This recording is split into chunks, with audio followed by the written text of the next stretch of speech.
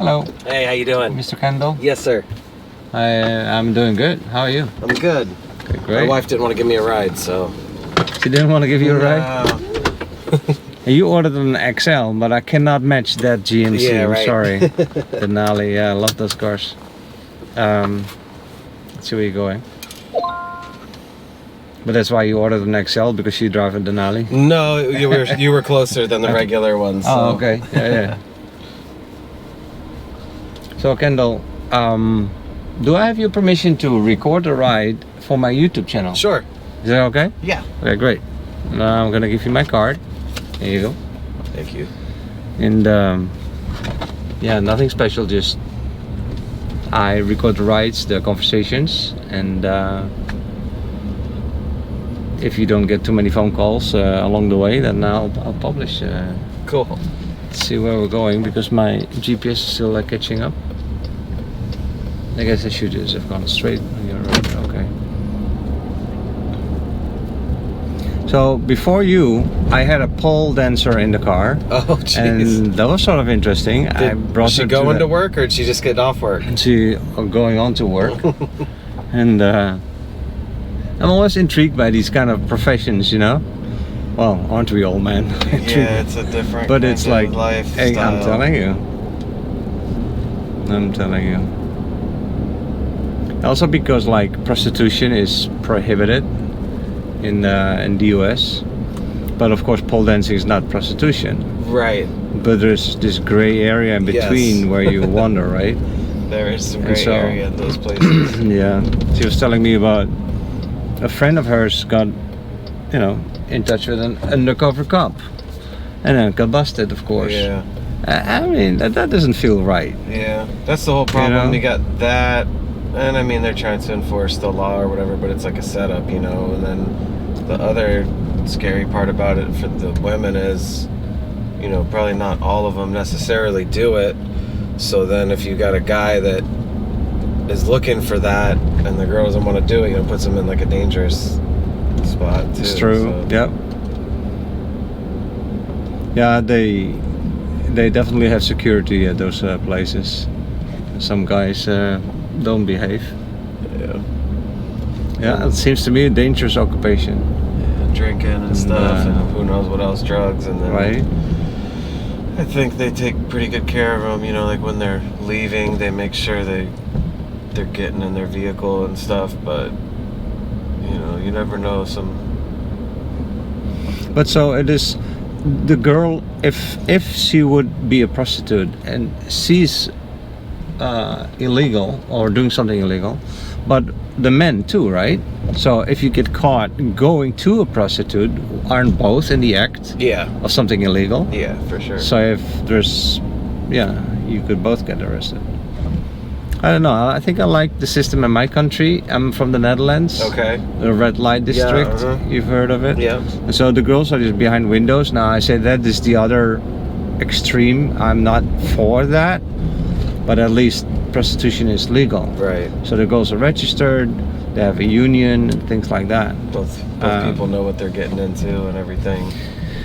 That's a little bit more. I mean, those girls can call the cops on you if you misbehave, right? Mm-hmm. These girls are afraid to call the cops. Right. And get themselves in trouble. And so...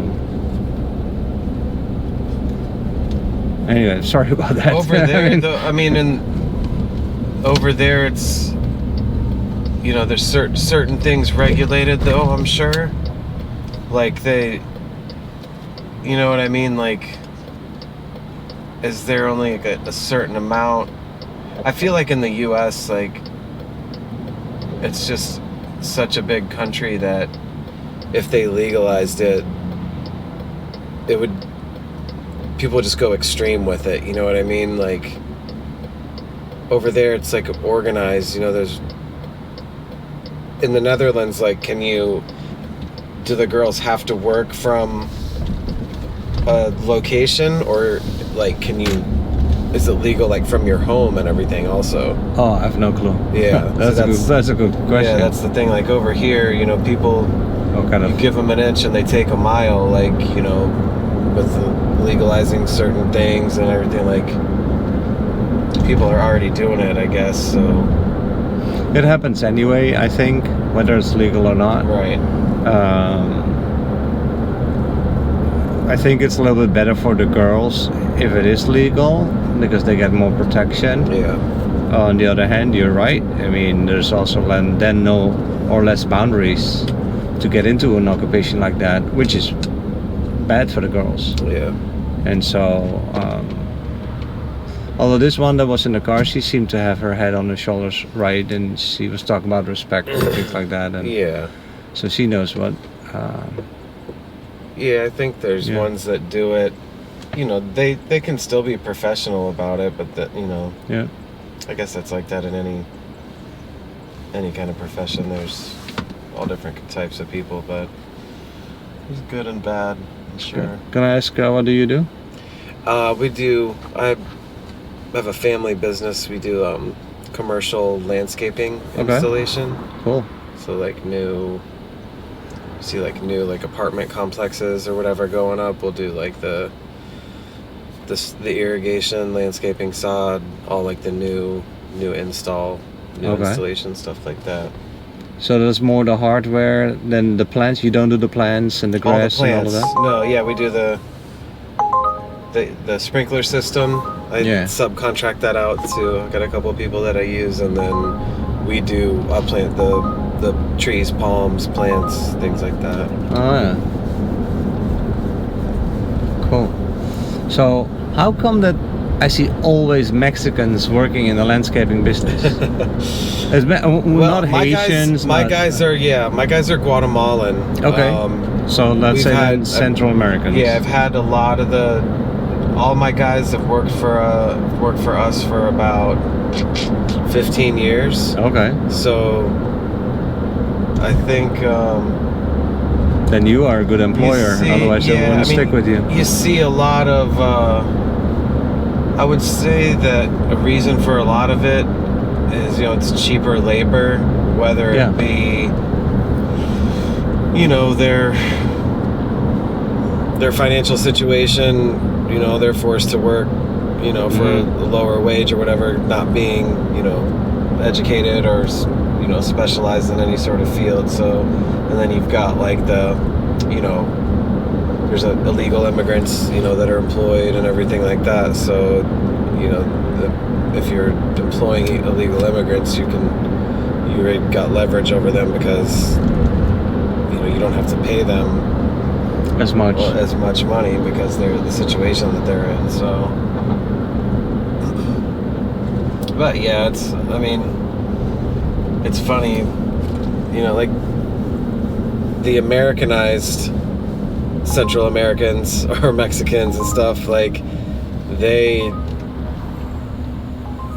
other guys, we've employed a bunch of people. Mm-hmm. They really do work much harder. Mm-hmm. My guys, we get on big jobs and like they work so hard, and some of the big general contractors and stuff are like, we've never seen landscape crews like install, go this fast or whatever, and they really do work really hard. But white guys and stuff, they just I would say because maybe these Central American and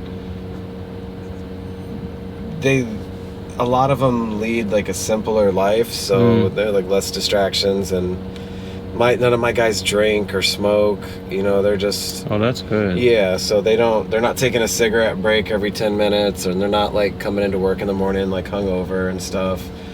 That's an advantage. Yeah, even if you get like, a good crew of white guys or something, chances are every once in a while, the night before, they had some drinks or whatever, and. But isn't it also a matter of like they can handle the heat here in Florida, and often I see them completely covered, right, with a big hat and then long sleeve shirts, long pants. That's how they're sweating like crazy, but they work all day in 100 degrees or more. Yeah, they're definitely used to do not the see heat. myself doing that. I grew up here, so the heat doesn't really bother me. I don't like spending. If it gets like below 70 degrees, I'm grabbing a jacket. I cannot. I don't handle the cold. Actually, I do the same thing. Yeah. I do a golf league with a bunch of my friends once a month, and we golfed last month when it was like that really cold weekend. We teed off at like 7:30 in the morning, and it was like 40 degrees, and oh man, we were out there. I was like just about to quit and go home. It was cold. Too cold for you. Yeah. So. Yeah, he's a Floridian, all right. Yeah, you definitely got to get used to the heat, but.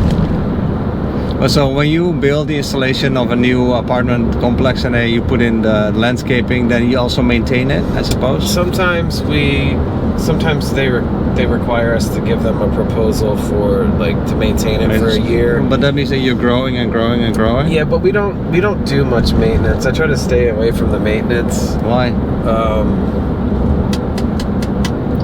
It's very, very competitive. Okay. So there's less money to be made. So sure. It's good. We can get into a situation where if we can get locked in for a year and maintain the property, like, and that's the warranty period too. So like, it's good for us because we can make some money if they like the price, and it'll get, if anything happens, you know, and it typically doesn't, you know, if we're responsible for the warranty and we're maintaining it, you know, 9 times out of 10 nothing happens. But when we hand over projects and other people take care of it and they cut the sprinklers off because they don't want the grass to grow fast and plants and stuff start dying. Oh, really? Yeah, they call us up and they're like, hey, this stuff's dying, what's going on? And we go over there and we look at like the sprinkler timer and they're like, well, your sprinklers are off, so, and it hasn't rained in 3 weeks, so that's why. That'll do it. But yeah, I mean, the maintenance stuff, there's a lot of companies that do it. I think they do pretty well. But you know, when you're doing you can have a big contract where you're doing like a neighborhood or something, and it's say it's $10,000 or $12,000 a month you're getting, and then like all of a sudden somebody comes in and says, oh, we'll do it for, they're getting 12,000, we'll do it for 11,000 or whatever, or even five. You know, it's cutthroat. They'll get rid of you for $500 or something, you know, or less. So, you know where the Whole Foods is over there on Daniels? Nope. There's a Whole Foods on Daniels and 6 Mile Cypress. It's like a big plaza, grocery store, and all this stuff. So it was like a few years ago they built it, or maybe longer now. But we were supposed to do the landscaping for that whole parcel, and the guy was like, yeah, you guys got the job. I'm waiting on doing the contracts and stuff. Never, you know, heard back from him. Didn't want to like bother him, so waited a couple weeks, and then we tried to get a hold of him. Couldn't get a hold of him, and then I finally got a hold of him. He's like, oh yeah, these other people, they were like $3,000 less. And I'm like, $3,000? I would have given you 5,000 off. You know what I mean? But you could have called me up and said, hey, look, these guys are coming in a little bit below you. Can you do anything? Because it was like several $100,000 for the job. A few $1,000, you know, would have been easy. Yeah, so it's stuff like that. It happens all the time. And so you like the new jobs better, the building jobs, so to speak? Yeah. How do you get your customers? How do they find you? We work with like a lot of the big general contractors in town, so we've never advertised. Spent one penny. It's nice. We just been around for a long time, so it's all word of mouth. And once we do big projects, so once you get like in that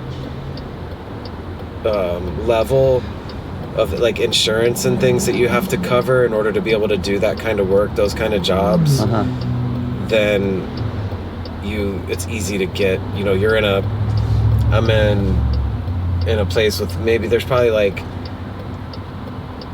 10 companies like max in the area that can, you know, get bonded on a big project or that carry the amount of insurance that, so usually it's like, you know, I'm a small company compared to some, you know, there's a few really big ones, but I bid against them and I get, you know, some of the projects. So So you said family business, so that means you and your wife, or you and your dad? Me and my mom and dad. And no, my wife works for Chico's over here on Metro. She works over there, so no, I don't. My mom. It's a mom and dad. They started it. Yeah, so my dad, he's been in the business his whole life. Oh yeah. And That's then where in 2013 we had some family stuff going on. My mom actually went up and stayed with her brother and sister-in-law for a while, and everything was in her name, so we kind of, me and my dad started a separate thing, and then mom ended up coming back, so that's what we got now. So I own the company actually, and mom and dad work for me now on paper, but we all work together, you know. It's, well, I mean, they bring in the relations and the longevity of it. Before I got into it, they did more like residential, like new construction residential, like trying to get with new home builders and stuff like that. So they didn't do the commercial stuff, but when I came on, I started going like more that direction, and have got us into that type of work. So can I ask you about the spraying? I see a lot, like in the apartment complex where I work, they come once a week and they cut the grass, they trim the trees and all of that, and I often see them spray chemicals, I guess against the bugs or something. They are spraying probably glyphosate, weed killer. Okay. For weed control, so they'll spot spray to kill weeds, or they could be spraying certain types of bushes. You have to spray them with like a systemic, like a insecticide. Some of the stuff around here, anything that flowers and stuff like that, typically you have to treat with certain chemicals. Insecticides? Jeez. Yeah. You're supposed to, like the green or the better management practice, you're supposed to wait until you see something, then spray. Flower, that's right. Yeah. But you know, that's another thing with maintenance. You know, everybody wants to pay you the lowest amount of money, but they want to act like you're their full-time gardener. So you know, if they go outside and see one weed, or if they see, you know, some insects on something, you get in a phone call. That's why I like to stay out of it, because it's, if you have a lot of maintenance accounts, you almost have to have 2, 3, 4 guys doing damage control, taking phone calls and going and checking like who's mad about this, and like that's something that can lose you like a large account. You know, it's some small little problem like a couple weeds. So that's another question that I have, is that we're living in swamp country, right? This is Florida. This is the Everglades. This is swamp country. Why are there no mosquitoes? There's almost no mosquitoes around here. I mean, they do spray, but certain times of the year they'll carry you away. There's mosquitoes for sure, but not a whole lot. Yeah, I occasionally. Yeah, if you get, I mean, certain areas, they're bad. They're around. They're not as bad, but they're like in my neighborhood where you just picking up. They don't spray against mosquitoes. I read this story about GMO changed mosquitoes, that when they mate, the eggs don't hatch, and so then the whole population of mosquitoes dies off. Yeah. Something like that. I've seen some different things. They've definitely tried some different stuff. Weird stories. You don't know any about that? I don't. I've heard things like that, and I also the love bugs were brought here from somewhere, or genetically, they were supposed to eat mosquitoes to get rid of the mosquitoes, but now all they do is get all over your car. Right. It didn't work out, whatever. I saw something about that. I don't know for sure, but the love bug. Do you mean the dragonfly? No, the love bugs, the little black bugs, like you drive down the highway and they get smashed all over the front of your car.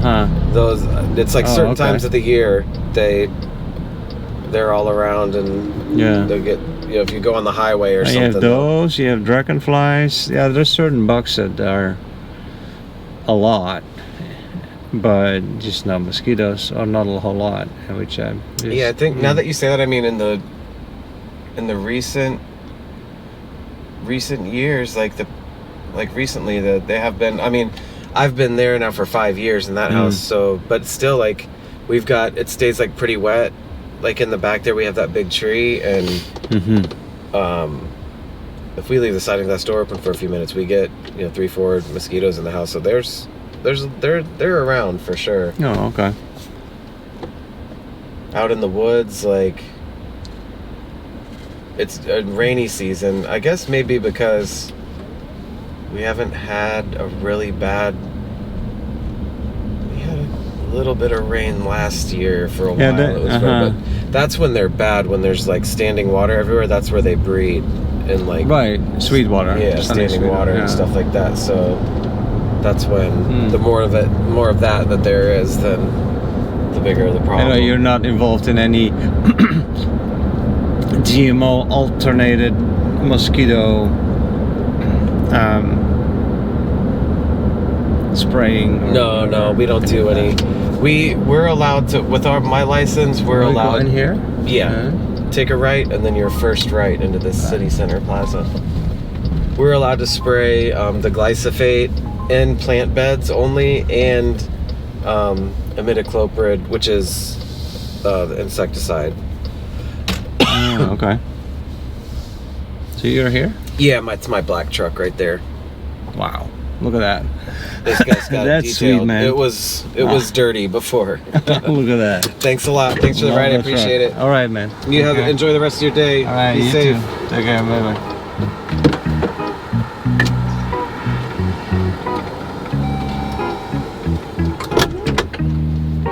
I gotta quickly show this truck. This is just awesome. Wow, what a machine. We got a next ride coming up. Look at that. Oh, look at that red one. Oh, God. Super duty. All right.